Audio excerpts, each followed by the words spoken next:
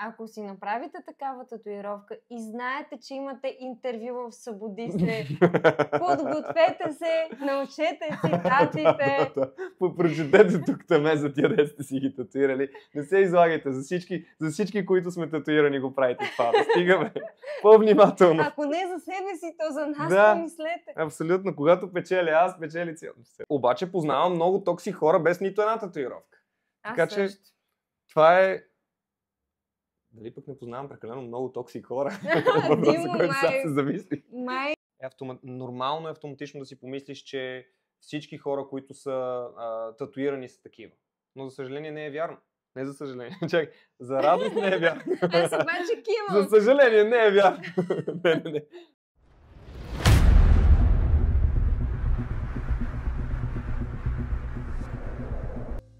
Здравейте, драги сънародници! Отново сме се събрали тук аз, Димитриан, и ти, Жаклин. Генка Шекерова и Юксел Кадриев, както винаги. Ще говорим за най-важните теми на света, а именно защо татуираните хора са наркомани и затворници. В общи линии ще говорим за предразсъдъците. Бяхме писали в инстаграма на Мастилница да попитаме всичките ни клиенти какви са най-честите предразсъдъци, с които са се сблъсквали като хора, които имат татуировки. И днес ще обсъждаме това, което ни написаха хората и ще обсъждаме предразсъдъците за хората, които са татуирани, откъде идват, какво мислиме за тях, имат ли някаква база и някаква основа, на която да имат някаква истина зад тях. И ще говорим за предразсъдъци днес. Аз съм се подготвила, както винаги, с домашно. Както винаги Жаки се подготвя, а аз съм тук и си слушам. Но пък след това монтирам. Така че... Аз ти давам теми сега да се изразиш. Точно така. Тук сме си разпределили работата. Така, добре, кой е първият, който ни писаха? Те ни писаха бая хора. Радваме се, че много хора се включиха и ни писаха с много предразсъдъци към хората с татуировки. И ето някои от тях. Но преди това има нещо много по-важно. Последвайте ни! Ти беше в тази камера. Добре, ще го сглобим и ще ги сложим едно след друго. Но да, последвайте канала, може да коментирате с всякакви различни идеи, които имате за други епизоди и теми, които искате да засегнем, свързани с татуирането. Както и може да ни следите в Instagram и да следите сторитата, защото ще питаме още такива въпроси, които след това ще влязат в епизоди. Така че ако искате да си видите брилянтния въпрос в епизод, следете Instagram страницата ни и коментирайте, и като цяло сабскрайбвайте се, защото това е нещо, което Исус Христос би искал. Какво?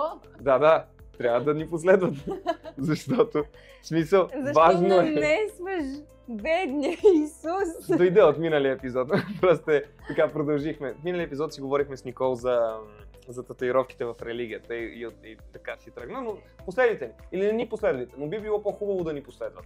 Ето линк към предишния епизод. Може да видите и предишния епизод тук някъде върху това цвете. Между другото стана много як епизод, така че да, може да го гледате. Айде да се гмуркаме към този епизод. Кой е първият предразсъдък, който ще обсъдим, който са ни дали нашите прекрасни клиенти? Странно е да носиш розово. Верно е странно, това е само за глупави хора. Какъв е този предразсъдък? Това е, може би, най-странният от всичките. Какво значи странно е да носиш розово? В смисъл, защо е странно да носиш розово? Защото е детско ли? Каква е идеята? Не си пасват, може би. Ма на мен пък много ми харесва. Че все едно е странно да носиш розово с татуировки. Да.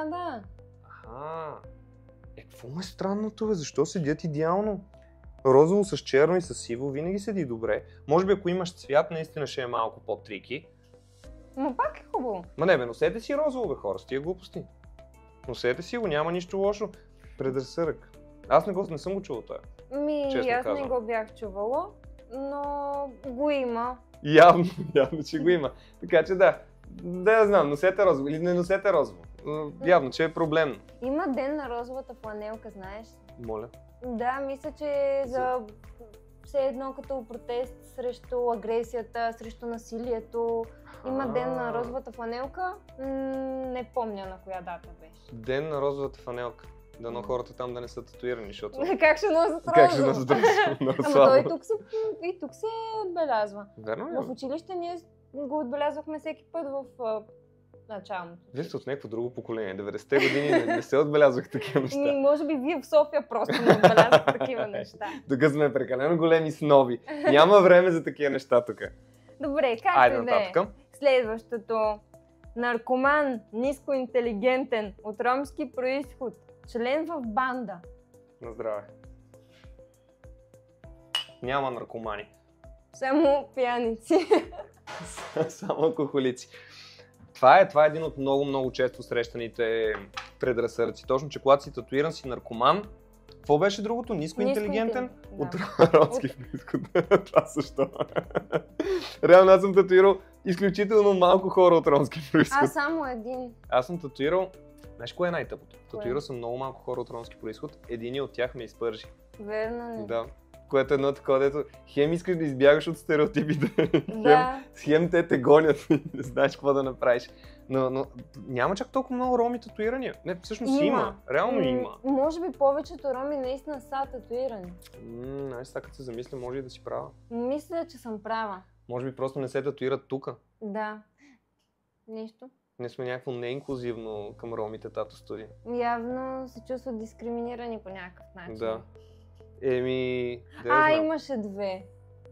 Имаше, да, дето... И откраднаха очила. Това е. Значи в мастилница са идвали толкова малко роми да се татуират. Единия го татуирах цял ден и най-накрая просто излъга, че една от чантите, които беше на някой от клиентките на единия мой колега, е негова. И такъв, не, аз ще отида само до магазина. Не се върна. Отиде, излезе и просто го виждаш как в далечината на улицата той наистина тръгна към магазина, но изведнъж просто дигна ръка, спря такси, качи си и изчезна. И аз съм такъв... Като по филмите. Да. И след това викам, това е неговата чанта, какво става? И клиентката нещо, като си тръгваше и си взе чантата и такава, и аз викам, това не е ли на моя клиент чантата? Не, това си е моята чанта. И човека си тръгна, цял ден съм го татуирал, лере, сигурно 4 или 5 часа го татуирах, сменихме 13 дизайна докато стане и накрая ме изпържи. Един от двамата цигани, които съм татуирал. А другите двама откраднаха очила. За 10 години в студиото, даже колко години в студиото? 12? 12 ще станат, 11 години. Никой не е крал нищо и дойдоха две момичета по-шоколадови и изчезнаха. Това е много тъпо да се каже, защото аз реално никога не съм имал нищо против цигани, напротив, даже като малък на селото ми съм си играл само с цигани и нямам лошо мнение за хората от ромски произход по абсолютно никакъв начин и в следващия момент наистина тия стереотипи така, просто ти се опитваш да избягаш от тях и те преследват и не знаеш какво да направиш. Може би ние имаме предразсъдъци към хората с по-тъмна кожа. Не, само нямам, защо? Наистина нямам. Аз съм прекарал, имам като малък особено, аз и братята ми имахме много близки приятели, които бяха цигани, никога не сме имали проблем с тях. Напротив, ние бяхме от малкото бели деца в село, които си играеха с тях и които нахъсваха другите бели деца да си играят с децата. Значи искам се да кажа цигани, ама то някакво обидно звучи, но да, с циганетата там всички си играхме и беше приятно, беше много готино. Обаче тук се подкрепят се тия предразсъдъци. Да, за съжаление. За съжаление, да. Значи най-тъпото е, че в някаква част от предразсъдъците винаги има някаква доза истина. Със сигурност има доза истина. Реално наистина много роми са татуирани. Много наркомани са татуирани. Абсолютно. Това е абсолютно вярно. Много хора, които са членове на банда, даже може би повечето, особено ако е рок банда, са си татуирани. Много нискоинтелигентни хора са татуирани. Точно така. Но и много високоинтелигентни хора са татуирани. Да. Много и не наркомани са татуирани. Точно така. И много наркомани не са татуирани. Всички предразсъдъци имат някаква причина да съществуват, но едновременно с това има и чисто такива психологически, как да го нарека, патърни, по които патърни, по които психиката ни мисли, заради които подхранваме предразсъдъци, които не е задължително да са верни. Просто човешкият мозък е една много добра машина за откриване на патърни. И страничният ефект на това е, че намираме патърни там, където ги няма. В един от епизодите аз бях говорил за това нещо. Даже мисля, че в най-първия епизод на Мастилница говорих точно за патърните и за това как работи мозък в тази посока. И тъпото е, че това го имаше като много голямо проучване, когато беше голямата бежанска криза, когато бяха от Сирия хората по времето на ISIS. Как все едно в държавите, в които имаше много бежанци, беше средно около 2% от бежанците тези, които правят престъпления. 98% от бежанците си живееха нормален, адекватен живот, не пречат на никой, ходят си на работа и така нататък. Обаче тези 2%, които правят престъпления, са тези, които са непрекъснато по медиите, непрекъснато се говори за тях и са хората, от които всички ги е страх. И изведнъж мозъка ни отчита тези 2% И за нас подсъзнателно тези 2% са някаква представителна извадка за всички бежанци. Ами то е като някаква защитна реакция на организма ти. Запомняш лошото действие, запомняш още нещо направило ти е впечатление и ги свързваш. Да, Абсолютно, абсолютно. А пък другите 98% от хората ти не ги виждаш изобщо. Те не са ти в полезрението, не са ти в ежедневието и за теб те не съществуват. Единствените, които съществуват, са тези, за които се говори негативно. Със сигурност обръщаме много повече внимание на негативните неща. Да. Защото това е жизненно важно. Именно. Това може да ти застраши живота. Така че, за съжаление, е нормално. И когато видиш един мръсен наркоман, който прави някакви ужасни неща и престъпления и е целият татуиран, нормално е автоматично да си помислиш, че всички хора, които са татуирани, са такива. Но за съжаление не е вярно. Не за съжаление. Чакай, за радост не е вярно. Аз обаче кимам. За съжаление не е вярно. Не. За радост не е вярно. Реално не е така. Има много наркомани, които са татуирани, това е вярно. Има и наркомани, които не са татуирани. Има много наркомани, които не са татуирани и има много хора, които са татуирани, които са значително повече хора, които са татуирани, които са страхотни хора и не са се докосвали до наркотици. Последната седмица. Не, шегувам се. Аз съм от тези хора. Аз съм татуиран и не взимам наркотици. От една седмица. От 9 години. От 9 години. Преди това беше друга работа. Преди това бях в стереотипа, сега вече отдавна не съм. Ние в мастилница чупим всички рамки. Да. Вече не сме наркомани. Не глупости, защо подхранваме. Няма. Спрете. Давай нататък, че ще... Не може да си учител и да имаш татуировки. Това е казано от професор в курс по педагогика. Това е малко трики тема.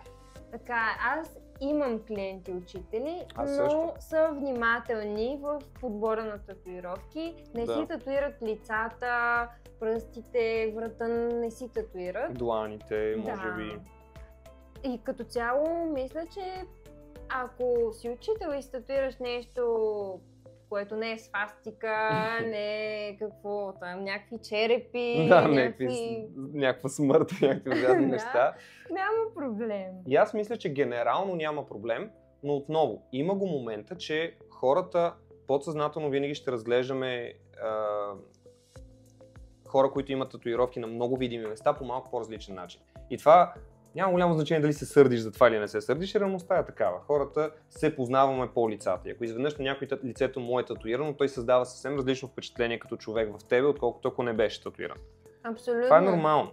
Аз също имам предразсъдъци към хора с татуировки. Установи го веднъж в автобуса, когато до мен седеше едно момче, което имаше татуирано на бузата, татуирани такива чертички като затворническите. 4 чертички и пресечени, нали колко... И веднага си казва, този е наркоман, ниско интелигентен от банда и не трябва да носи розово, нали така? Ами помислих си, че не искам да седя до този човек и се стиснах чантата по-силно, защото просто има затворническа татуировка на лицето. Да. И аз имам предразсъдъци, нищо, че това го работя. Всички имаме. Все пак татуировките са ясни сигнали за нещо. Ако ти си окей да си направиш нещо толкова дебилно на лицето, това говори много за това какъв човек си. И със сигурност не си някой, който иска да живее спокоен живот и да бъде част от обществото и да бъде приет, като, нали, да бъде леко приет. Да. Няма как, хората си ги търсиме тия неща. Така че всички имаме предразсъдъци към такива неща и това е нормално. Ако искаш да ставаш учител, искаш да се татуираш, идеално няма никакъв проблем, просто може би е хубаво да внимаваш точно с зоните, които се татуираш. Защото реално, ако си пък някакъв много голям професор, имаш свастика на гърба, никой няма да разбере.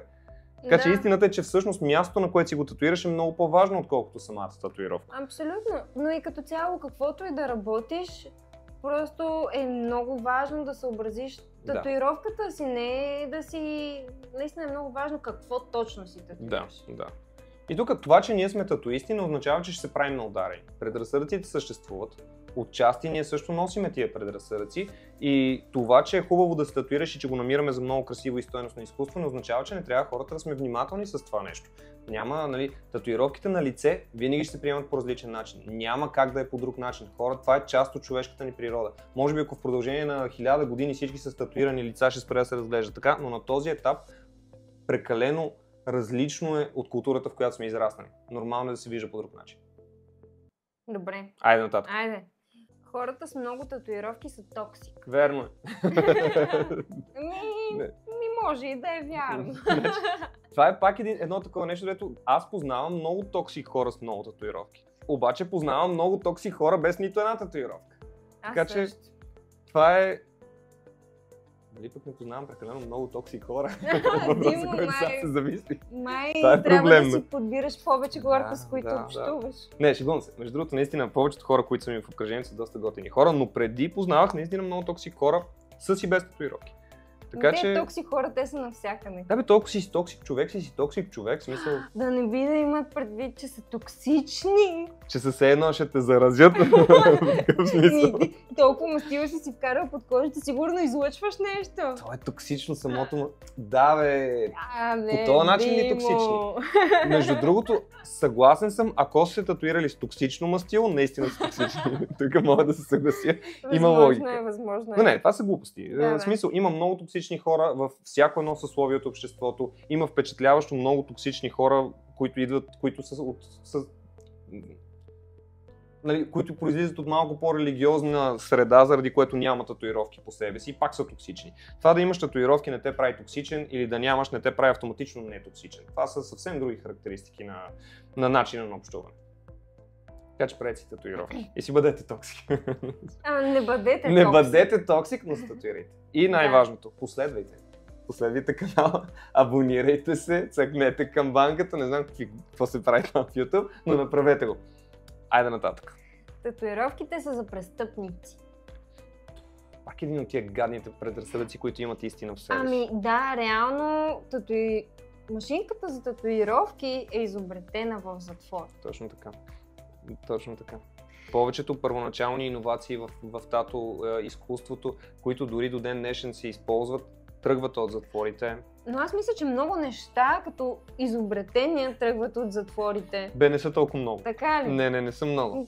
Не са много, но свързани с татуировките са, защото. Сега тук идва един друг момент, че татуировките все пак в повечето западни култури, всъщност западни, не и на запад и на изток, в повечето съвременни култури татуировките са били забранени до сравнително скоро.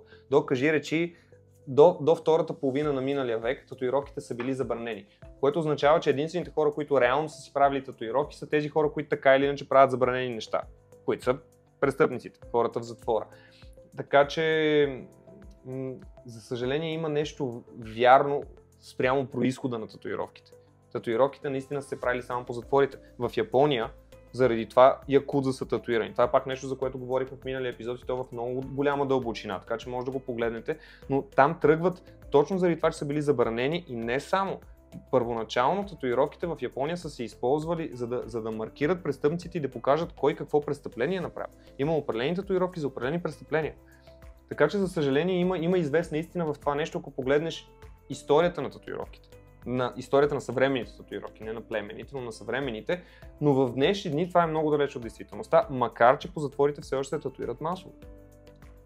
Но вече и навсякъде друга да се татуират масово. Абсолютно, това щях да кажа. В наши дни освен, че е за престъпници, много често хората, които са в сферата на изкуството, певци или някакви други артисти, танцори, актьори, те се татуират. Да. И татуировките са знак на бунт, знак на изразяване на себе си. Точно така. И обикновено тези хора си правят и много по-интересни и различни татуировки. Не си правят типичните затворнически. Това е напълно вярно. Да. И реално в наше време правим много интересни и различни татуировки. Не е това, което се е правило преди, което са си правили престъпниците и затворниците. Абсолютно. Така че това е един от тия предразсъдъци, които можеш да разбереш защо е произлязъл и е бил верен много дълго време, но в днешни дни не е... Той е верен за нашите баби, точно така. Дори за родителите. Дори за нашите родители, да. Да, верен е за тях, това е тяхната реалност, просто в наши дни за нашето поколение вече е различно. Абсолютно. Но пък и тук е много важно да се каже, особено за по-младата аудитория, хората, които са 25 и надолу. Благодаря. Да. Мисля, че е важно да не се сърдим на по-възрастните, когато имат този предразсъдък. Защото те са израснали в един свят, в който това е било истината. когато всички хора, които виждаш, че са татуирани, са били или в затвора, или евентуално си направил нещо малко в казармата, е нормално да остане с впечатлението, че това е нещо, което е само за хората, които са от затвора. Така че напълно разбираемо и не трябва да се сърдим на предишните поколения, че са живяли в различен свят. Просто... и в затвора не са си правили красиви неща и нормално е да не им харесва и да го смятат за грозно и да го свързват с гадни неща. Защото дълго време е било така. Дълго време татуирането не е било изкуство, а е било по-скоро начин да покажеш, че ти не спазваш законите и ти си над тези неща. Да. Следващото... Не бъдете престъпници. Хората с татуировки са нечистоплътни. Аз колко хора, които нямат една татуировка. Ти миришеш ли? Не, между другото. Не, добре съм. Не, това е... То вчера беше неделя. Да. Това е безумен предразсъдък. Мисля, че това е един от предразсъдъците, които, за разлика от предишните два, в този буквално няма никаква почва. Има толкова много клошари без нито една татуировка. Смисъл с тия глупости. Те хората, които нямат пари, те не могат и да се татуират. Но да, смисъл хората, които си правят адекватни и хубави татуировки, това не е нещо ефтино. Това е нещо, което си изисква пари, така че... Той има много богати с лоша хигиена. И това е вярно. Да, това е едно от тия неща, дето или си с лоша хигиена, или си с добра хигиена. Няма общо с татуировките по никакъв начин. Обаче просто може би е написано във връзка с това, че изглежда изцапано понякога. Да, ако е грозна татуировка, лошо направена, със сигурност може да изглежда изцапана. Така е. Наистина, особено ако е някое такова по-финно момиче, което за съжаление в последно време става отново популярно. Беше популярно и аз като бях малък да си правят някакви такива траши на домашно татуировки. Сега се връща тази тъпотия и когато си направиш някаква супер грозна татуировка, която така викаше им се скрачър татуировки, нали, на домашно, има голям шанс да изглежда мръсно. Това е вярно. Но ако си направиш красиви, подредени, добре направени татуировки, не изглежда така. Така че просто бъдете внимателни с това къде се татуирате и какви татуировки си правите и няма как да изглежда нечистоплътно. Татуирайте се в мастилница и ще изглеждате чистоплътни. Чистоплътни винаги. Точно така. Ей, тук носиме калцуни, чисто е. Да. Не в момента, ама сега снимаме, това е друго. Дезинфекцираме всичко.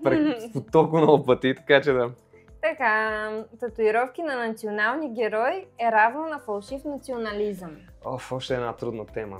Ти днес сме зафанали всичките тежки неща. То по принцип малко и аз го имам този предразсъдък. Малко. Не, хем се съпротивлявам към това и знам, че не е вярно.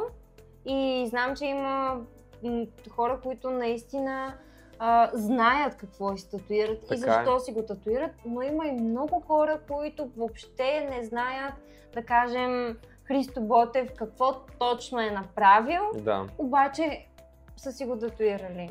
Така е. Това е пак от тия неща, дето са предимно неверни, но за малкото случаи, които са верни, е толкова гласно и видимо, че автоматично ти се забива в мозъка и си казваш, че всички, които имат такива татуировки, са ужасни хора. Да. Защото просто има лека доза истина, за съжаление.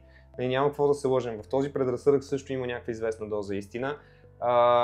И ми е тъжно, че е така, защото това са тези татуировки на толкова велики национални герои, това са хората, заради които се е съхранила българската култура до голяма степен. И са наистина велики личности, които е много важно всички да почитаме и да знаем колко много са дали на държавата ни. И би трябвало да е нещо красиво да запечаташ върху тялото си някой от тези хора, а не да носи тази отвратителна конотация, която носи в последно време. Може би просто вече тук се е превърнало в клише и съответно, както има хора, които знаят защо са го направили, така вече има и хора, които го правят просто защото мислят, че е готино и се правят на такива, каквито всъщност не са. Да, и те вкарва в една определена група хора и автоматично ти ставаш част от една определена общност, която ни създаваш впечатлението, че си по-тежък, опасен, гаден, такъв гангстър, човек.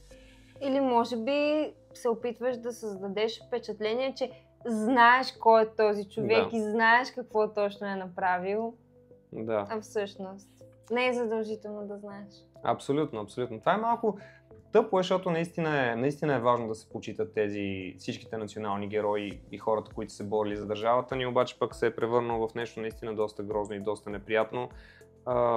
Надявам се в някакъв момент да се промени, защото истината е, че аз съм татуирал. Сега, реално в Мастилница не идват особено много такива псевдонационалисти и хора, които са скинарчета и така нататък. Тук аз даже не си спомням изобщо някога да е влизал такъв човек или поне през последните 5 години със сигурност тук не е идвал. И аз съм татуирал национални герои или такива цитати от Левски, цитати от Ботев. Татуирал съм на хора, които са наистина много стойностни хора, които са просто изключително точни хора, включително и някаква много типична за скинарите татуировка на Списаревски. Това е този българския пилот по време на Втората световна война, който се врязва като жив таран в един от бомбардировачите и по този начин спасява доста хора. Велика българска фигура, за съжаление се превърна в някакъв, чисто като татуировка, в някакъв нацистски символ. Това съм го татуирал на наистина много стойностен човек, който няма общо с тази общност. Така че е малко едно такова, дето разбирам откъде идва предразсъдъка, много бих се радвал да се промени. Защото това са велики личности, е хубаво да бъдат почетени по този начин. Има и тези хора. Има, със сигурност. Има, безспорно. Безспорно, тук е много тънка е границата, не може да се каже категорично кое е. Но айде нататък. Ако искате да се татуирате такива личности, направете го, просто го направете по внимателен начин, помислете как ще бъде и гледайте да почитате великите български личности и иконите, които са съхранили човешката, българската култура през годините по правилния начин, разбирайки повече за тях, а не просто за да си ги направите като някакъв символ на определена общност, в която искате да бъдете. Или ако си направите такава татуировка и знаете, че имате интервю в Събудисле, подгответе се, научете цитатите. Прочетете тук таме за тия, де сте си ги татуирали. Не се излагайте, за всички, които сме татуирани, го правите това. Стигаме по-внимателно. Ако не за себе си, то за нас помислете. Абсолютно, когато печеля аз, печели цялото света. Дай нататък да ни спростяваме. Добре. Жените с татуировки са лесни и тъпи. Всичките? Ти познаваш много жени познавам жени, които са лесни и тъпи. С татуировки, познавам жени, които са лесни и тъпи, без татуировки. Мисля, че няма абсолютно нищо общо с лекотата на една жена. Това дали имаш татуировки или не. Колко килограма си, няма значение. А аз не питам, един джентлмен не пита колко. В смисъл, това не се пита такива въпроси. Не, това са пълни глупости. Отново, до някаква степен мога да го разбера, защото примерно ако видиш някой момиче в някое заведение, което е силно провокативно и е цялата в татуировки, отново мозъкът ти просто несъзнателно ги навързва нещата и си казва, опа, тази е супер провокативна, лесна жена и е с татуировки, значи това е униформата на лесната жена, татуировките. Предполагам, че е такава мисловната дейност за това нещо. Тоест няма мисловна дейност. Тоест да, наистина няма разсъждение, всичко е изцяло на някакво интуитивно ниво. Но да, много далече от действителността. Напротив, мисля, че даже най-малкото чисто статистически би трябвало да има много повече лесни жени, които са не татуирани, отколкото татуирани. Знам ли? Или поне това, което виждам като обкръжение, като клиенти в Мастилница, не че аз не ги знам всичките, колко са лесни да не. Димо, ако ги знаеш. Тук ще прозвучи неправилно, но не дават такова излъчване. Нали? Дават излъчване много по-често на такива притеснителни и затворени хора, отколкото на някакви свръхразкрепостени. И това е много интересно, между другото има едно проучване, което излезе тук последните години, което показваше, че има едно нещо, което е предразсъдък, или поне ако е предразсъдък е напълно вярно, и това е, че ако си силно татуиран или имаш много боди модификации, големи флешове, такива импланти и така нататък, хората, които имат много телесни модификации, са хора, които имат много над средното високи нива на тревожност и на депресивни състояния. Това е нещо, което може да се каже категорично и вече е тествано и е направено. Така че ако видите човек с много татуировки, тук не говорим за някаква малка татуировка или един ръкав или нещо такова. Тук говорим за хора с татуировки по лицата, врата, ръкави, кажи речи цялото тяло. За момент се притесних. Не, спокойно, далече си. Това обикновено са хора, които имат доста по-високи нива на тревожност и на депресивни състояния. Така че това е предразсъдък, който можете да имате предвид. Но хората, които имат високи нива на тревожност и на депресивност, по никакъв начин не означава, че са хора, които са по-сексуално разкрепостени и лесни. Даже напротив, аз мога да си представя, че по-скоро е обратното. Защото им липсват някакви нива на самоувереност, макар че то пък според мен е 50 на 50. Абсолютно. Няма никакво значение. Мисля, че този предразсъдък е много далече от действителността, често казано. Мога да разбера защо някои хора биха мислили в такава посока, но според мен, поне моите наблюдения от клиентите, които идват тук, са категорично много далече от това. Тук имаме кратък разказ. Една жена мина на друг тротуар, като ме видя. Да. Това е от клиентка с татуировка. Беше ли с куче? Някои хора ги страхат кучета. Така е. Не се знае. Така е. Еми тук идва един момент, възможно ли е пък... Ако е възрастна жената и си мисли, че татуираните са наркомани, Да. престъпници, затворници и всичко изброено по-нагоре, Да. преди малко. Че все едно бабата, ако си мисли, че ако вижда татуиран човек, в нейната глава тези хора са си престъпници, Да. така или иначе, и може да си Да. е помислила, че и този клиент наш клиент е по този начин. Да. Може, а напълно е възможно и просто да е трябвало да пресече. Нали, има го и Може. този момент. Може. Защото понякога пък предразсъдъците са си и в нашата глава. Понякога Прав си мислим, си. че другите ни съдят за това, което имаме, пък всъщност те дори не го забелязват. Повечето хора даже не им пука особено много какво се случва с тебе. Нали, хората си живеем в собствената глава. Напълно е възможно жената просто да е трябвало да пресече. Така или иначе. Шефе, явно не случайно сте шеф. Аз съм шеф на света съм аз. Виж как го развалих целия комплимент. Не, защото наистина е така. Аз мисля, че хората живеем с представата, че все едно всички ни е срам заради това, че си мислим, че всички ни съдят и ни гледат през цялото време. Всъщност никой не му пука. Най-вероятно никой не те гледа. Просто така. ти си мислиш, че всички Всъщност те всички, гледат. които си мислиш, че те гледат, си мислят, че ти ги гледаш и се притесняват за същото нещо, за което и ти се притесняваш. И всъщност всеки си гледа себе си. Точно така. Хората се интересуваме много повече от себе си, отколкото за който и да било друг.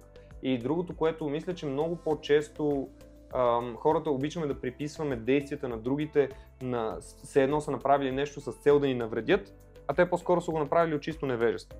Или просто е несъзнателно. Най-вероятно жената е трябвало да пресече, това е моето предположение.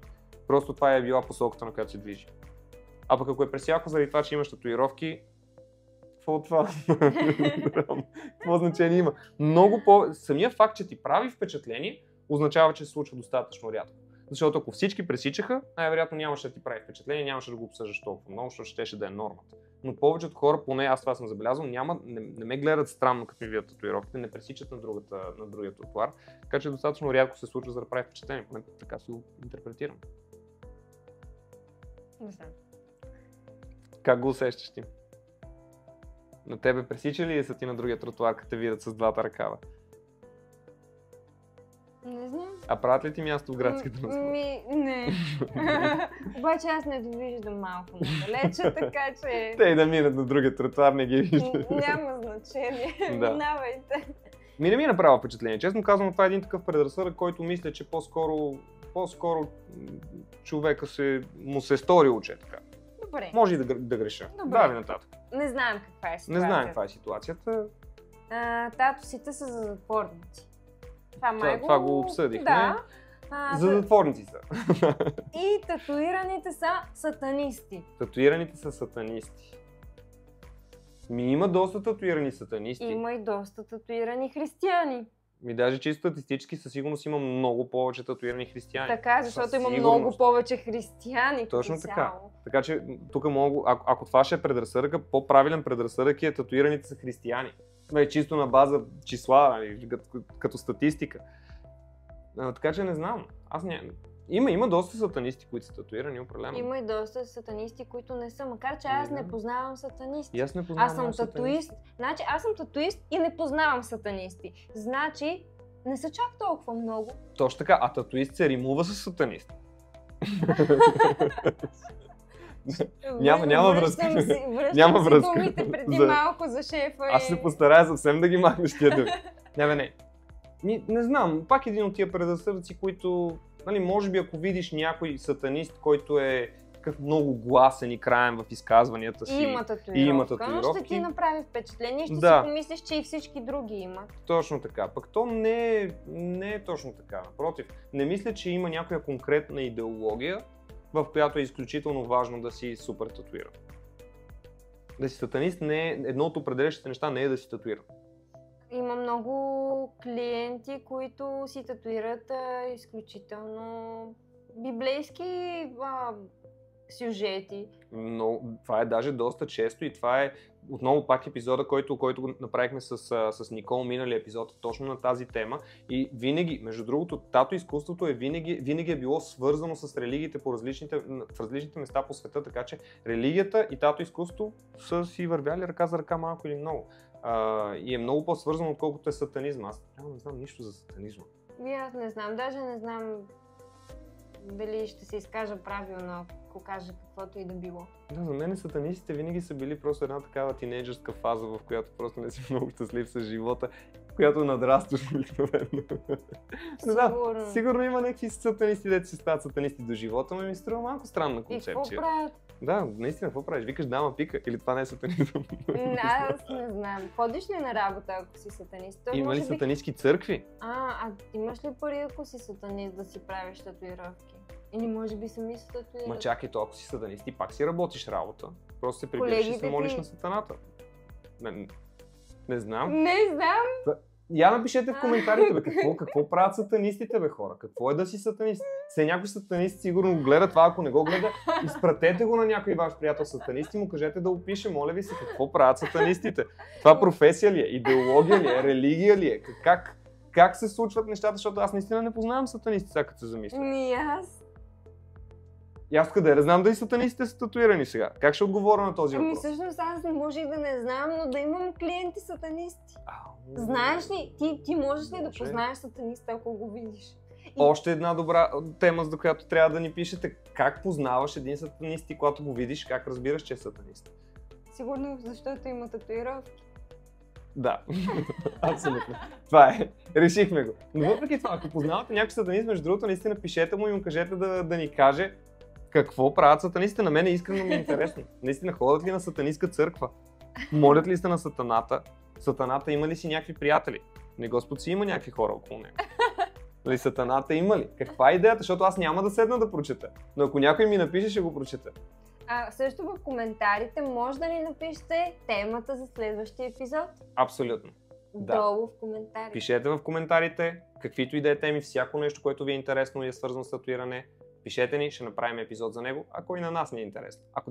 Ако това видео достигне до 10 минути. Не, пишете до 1000 човека. Да, ако направи 1000 вилта, 1000. Не, глупости. Но наистина пишете между другото коментари, ще се радваме да видим какво ви интересува и ще направим епизод по интересна темата с най-голямо удоволствие. Винаги е готино, седим си тук, пием си, говорим си глупости. На здраве. Айде на здраве. Защото сме сатанисти. Явно. И наркомани. И лесни, и тъпи. Затворници. И леки. Колко неща научихме за себе си днеска. Да. Аз особено от коментарите под нашите рилчета научих много неща за себе си. Научават се. В социалните мрежи човек научава неща за себе си, които никога не е подозирал. Ето, вече знаем, че сме наркомани, затворници, сатанисти. Не ни отива розово, до сега бяхме двамата. Разбираш някакви неща за себе си, което е някак полезно. Хубаво е. Благодаря ви на всички, които пишете такива неща. Можете спокойно, ако усещате някаква нужда да ни нахейтите, може да не пишете и това. И в някакъв момент, ако съберем достатъчно хейт, ще направим епизод за всичкия хейт, който сме събрали. Напишете ни хейт коментари. Айде. Така или иначе подготвим един епизод, в който сами ще се хейтваме така лека по лека. Така че давайте, пишете на воля. Ние сме отворени пичове и сме сатанисти сега в крайна сметка. То няма. Нищо, че не знаем какво значи това. Явно, че сме сатанисти, така че тези неща не ни засягат нас. Но да, това ни беше темата за днешния епизод. Надявам се да е била изключително полезна и възпитателна. Отново, пишете с каквито идеи, коментари, каквото искате, може да ни напишете. И най-важното на света, за да не сте сатанист. Независимо от това дали сте татуиран, последвайте канала ни и може да ни последвате в Instagram. Следете всичко, което качваме религиозно или сатанистически. Сатанизма религия ли е? Следете го както намирате за добре и ние сме тук и ви обичаме. Благодаря ви. Имаш ли нещо да добавиш? Намигам на камера. На коя камера намигаш? Коя ще кажем чао? Тук или тук? Ти къде си? Айде тук ще кажем. Лека вечер.